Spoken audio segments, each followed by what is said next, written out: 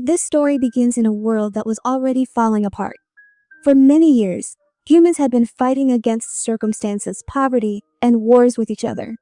This world was being destroyed by earthquakes, storms, and volcanic eruptions. Humans survived all these things. But then suddenly, a very strange attack happened. In the dark of night, Mary, with a team of her soldiers, launches a flare into the sky, which illuminates the field, and an ear-splitting scream is heard from a distance. This is the sound of a breaker. These are the large and dangerous monsters that emerge from under the ground, tearing it apart after the world's destruction. As soon as these monsters attack, Mary and her entire team risk their lives to fight them. After which, the story jumps forward 15 years. The world has now completely changed. Mary is still alive and living with her husband John and their young daughter Villa. Because Mary is a soldier, she is often on missions, so the responsibility of teaching and educating Villa falls on John. John was explaining to Villa about the breakers at this time. Villa asks if they are aliens. John tells her that they are not aliens. He explains that these breakers were always hidden beneath the ground. Then the ground split open, and these creatures came out. The place where the ground splits and they emerge is called the stitch. It's because of the recent atomic attacks that those barriers broke. Those stitches opened up from where these breakers started coming. Anyway, Villa had no interest in hearing about these breakers. She tells her dad, "Tell me a hero story. Come on, tell me the story of Kodiak." Kodiak was a legendary hero who was said to have killed 100 breakers with a single blow of his axe. When Mary comes home, she tells Villa stories about many things, like flowers, animals, and colors. But in this destroyed world, all these things were gone. They were enjoying their family moment when suddenly their entire building starts to shake with a powerful jolt. Military trucks arrive outside, and an announcement is made that they have to leave immediately because breakers are now coming here too. These people, who were preparing to celebrate Villa's birthday at this time, suddenly find the whole atmosphere becoming very tense. Mary quickly gives Villa the gift and then leaves immediately. When they got downstairs, Mary found out that very strict rules had been made this time. The soldiers had to go in separate vehicles, and their families in separate ones. Thus, Mary goes with her team, and John and Villa go in a truck with other people. On the way, a man gets scared seeing John's old wound. He thinks that John is infected. In this world, if those monsters, that is, breakers, bit any human, they would infect them. And then those infected humans would turn into strange monsters called hybrids. John tries to convince everyone that he is not infected. He even tells people that if even a single sign of infection appears in him, he will take his own life and keep everyone else safe. The truck is passing through dark roads, and the sounds of explosions are coming from outside. To reduce their fear, people start discussing the story of Kodiak. John explains to Villa that the fight doesn't matter in this story. The real thing is the hope that Kodiak had inside him, and because of that hope, he had killed everyone, and we must have that same hope. While talking about all these things, Villa falls asleep. But suddenly, the sounds of gunshots and screams wake her up. The truck had now stopped. Silence falls inside the truck. Suddenly, a large claw tears through the truck's metal wall and comes inside. It grabs a woman and drags her into the darkness. John understood that this truck had also become a danger. That's why he takes Villa and flees from the truck. But as soon as they got out, they felt that they had made a mistake by leaving because the scene outside was very horrific. The monster had dragged a child away, and its mother was left screaming for her child. There were a lot of breakers here, and to escape them, these people hide under another truck. And just as a breaker is about to see them here as well, so a soldier comes and first shoots the breaker. But when the bullet does nothing to it, he takes out his sword and bravely cuts off the breaker's head. When the soldier removed the helmet, it was Mary. She was the one who saved all her family. She orders them to run towards the forest immediately, and John and Villa start running from there. While running, Villa sees the reality of this war. Piles of corpses and injured people. Here, She sees that an old man had also been infected by that breaker's bite. His veins were turning black, and the soldier had to shoot him to save himself. Reaching the edge of the forest, John sees that Mary's face is covered in blood, but Mary says she is fine. During this, she sees that a breaker is also coming from behind. Mary now had to make a very difficult decision here. She told her family to go on ahead alone and stay behind to fight this monster herself. Villa kept screaming and crying for her mom, but John hardened his heart and dragged his daughter away from there. That morning, John and Villa reached the seashore where John had hidden a boat. But a man also arrives there. He was trembling with fear. He also had a gun, which he brandished while saying that he would get on this boat with them. John knew that this boat was too small. It wouldn't be able to bear the weight of 3 people. John makes an excuse and leads Kevin away from there. It's not shown to us, but it's understood that John had killed the man to save his daughter. He returns alone, takes Villa, and sets out to sea.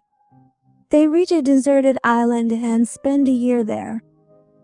John and Villa had found ways to survive on this island. Villa had also grown up and become very strong. Her dad was always training her to fight the breakers. He had built a training field here himself using wood from the forest. Their family had found a lot of peace. But whenever they looked at the mainland through their binoculars, Villa would get very sad because she missed her mom.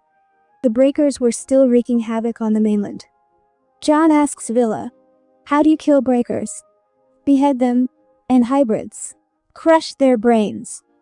Villa was working very hard in her training. She would fall and get hurt, but she never gave up and practiced several times a day to complete her goal. With all the training Villa was doing, she needed a lot of protein. To get it, she steals 2 pigeon eggs, leaving one behind so it could hatch. Days pass like this, and one day, Villa finds a little girl named Rosie on the island. Rosie tells her that her family is dead, and she managed to survive by swimming to this island alone. Villa hides her in a cave and even saves and shares her own food with her. Rosie was very sad, so to cheer her up, Villa was encouraging her by telling her made-up stories. She also tells her the story of Kodiak, who had killed more than 100 breakers in a single blow. Anyway, Villa goes home now, and the next day, they train again. While training, Villa notices that she can no longer hear her dad's voice from behind. She went back and saw that John had fallen. She helped him home and found out that her dad hadn't eaten for several days in order to train her. He was saving his food and giving it to Villa so that she would have the strength to keep training. Villa feels very bad seeing this, and to cheer her up, John gives her his sword, saying that she has now earned his respect. The next day, when Villa goes back into the same cave where she had kept Rosie, she is very distressed to see that everything there was scattered. She sees Rosie standing in the dark, but she was no longer a child. The wound on her head had become infected, and she had now turned into a hybrid monster. Rosie attacks Villa. Villa tries to run away to save her life but falls. The monster gets on top of her, and just then, John arrives and tries to kill the hybrid by shooting it, but the bullet had no effect. Then John fights it with his sword, and finally kills it by crushing its head. Villa is completely shattered. Her friend was dead. John tells her that this is not the time to cry. This monster's scream must have alerted the other breakers to this location. They must have received the signal, so now they have to run from here. They start running towards the other side of the island. While running, a huge crack appears in their path. Villa manages to jump across it, but John was left behind because Rosie's brother had also arrived, who had also turned into a monster. Villa's dad couldn't even fight it because he was badly injured. He made an emotional decision and told Villa to go on ahead alone. But this was very difficult for Villa. So she returned and, for the first time in her life, faced a monster, cutting off its head with her sword to save her dad. Just as they were about to leave, she saw that this headless monster was still capable of fighting. In reality, Villa hadn't crushed its head. Seeing his daughter's courage, John also shows courage, gets up, and crushes the monster's head, killing it. Even after killing this monster, the danger wasn't over because another hybrid was approaching from the front. John was injured and couldn't move much. Here, Villa again showed courage, used her training, and while running, she struck the monster's head in such a way that she sliced through its brain with a sword, defeating it in a single blow. After which, she supported John, her dad, and brought him to the beach. But after reaching the beach, John doesn't get on the boat. He silently shows Villa his wound. It turned out that he had also been bitten by the hybrid and was now infected. Seeing this, Villa breaks down. She couldn't leave her dad. But in his final moments, her dad tells her that she is a warrior, just like her mom, and that she will go on to do great things. He forces her to get on the boat and leave. Villa cuts the rope and pushes the boat herself. It's shown from behind that John's eyes have started to bleed. He was beginning to change. Unfortunately for her, the boat just wouldn't lower, and now her dad had turned into a full-on monster. To fight him, she grabs a sword herself. But she didn't know she wasn't facing just one monster, but many. Here too, the mountain splits open and the rest of the breakers start coming out, and seeing them, Willa outright panics. She had now prepared herself to die, but at that moment we see soldiers coming in on 2 boats from the sea to fight the breakers, with Mary leading them. When Willa saw her mom, she couldn't even tell what she was feeling. At the same time, she was scared and anxious, yet happy to see her mom. Together, they were now ready to fight all the breakers, and with that, as we see them all, the movie ends here.